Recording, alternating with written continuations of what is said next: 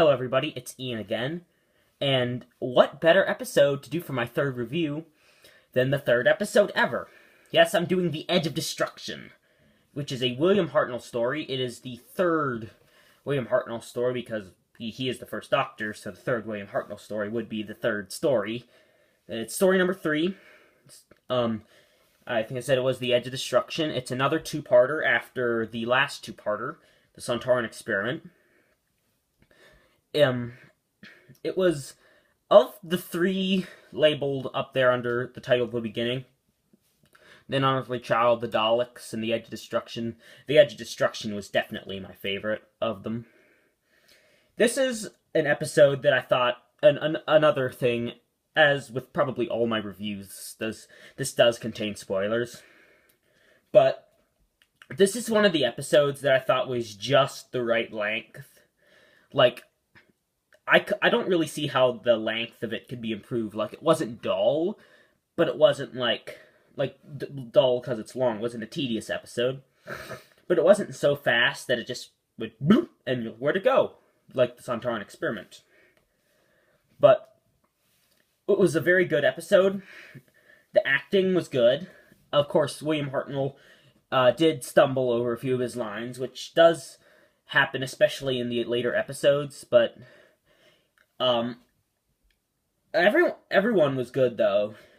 That did not degrade or decrease the episode in its goodness at all.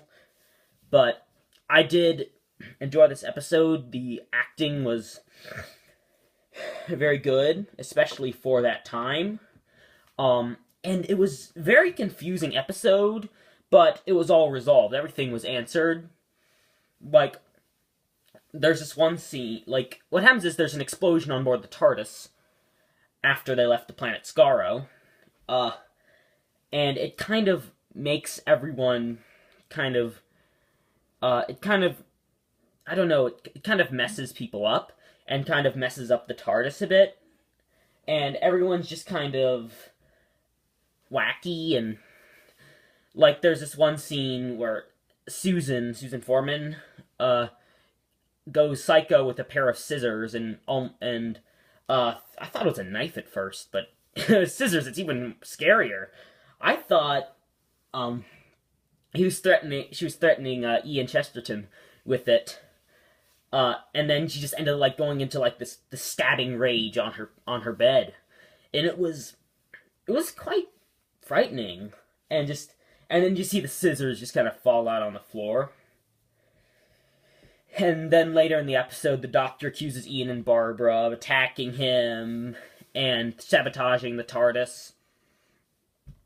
But eventually, using clues given to them by the TARDIS, they're able to figure out that the problem is that they've gone back to the beginning of a galaxy and like the beginning of our universe, because the fast return switch, which I thought was just an invention of the Eighth Doctor audiobook,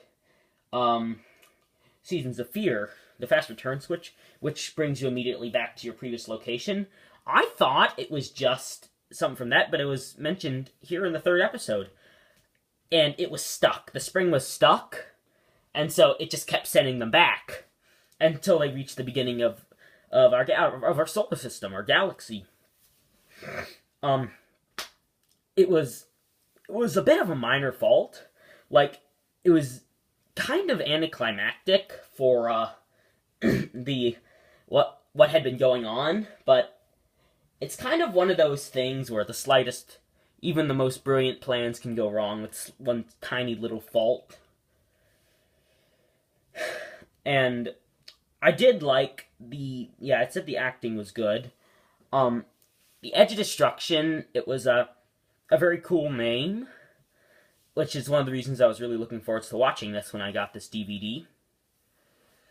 Of probably all of them except maybe An Unearthly Child, which I'll go into in another review.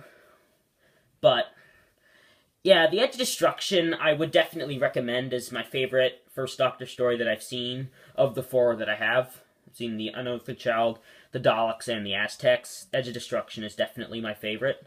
and definitely a very underrated episode.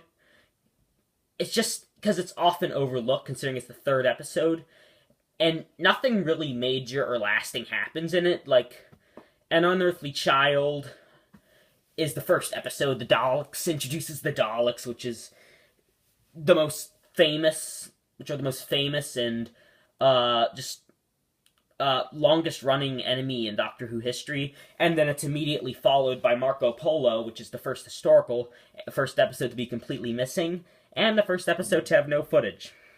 So, and that one's always very popular, and it was one of the best-selling non-Dalek stories, which it's kind of like what happened to the Twin Dilemma, how it was made to seem worse because it came immediately after a absolutely amazing episode, like Caves of Androzani.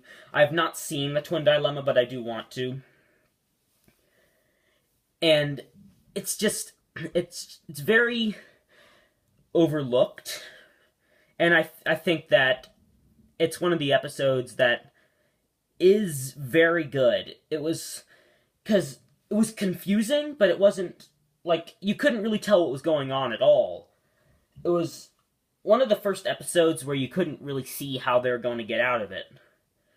Because in An Unearthly Child, you can kind of tell how it's going to resolve, and in the Daleks was different. But I really enjoyed this episode, and I would definitely recommend it to anyone. And I would give this story 8 out of 10.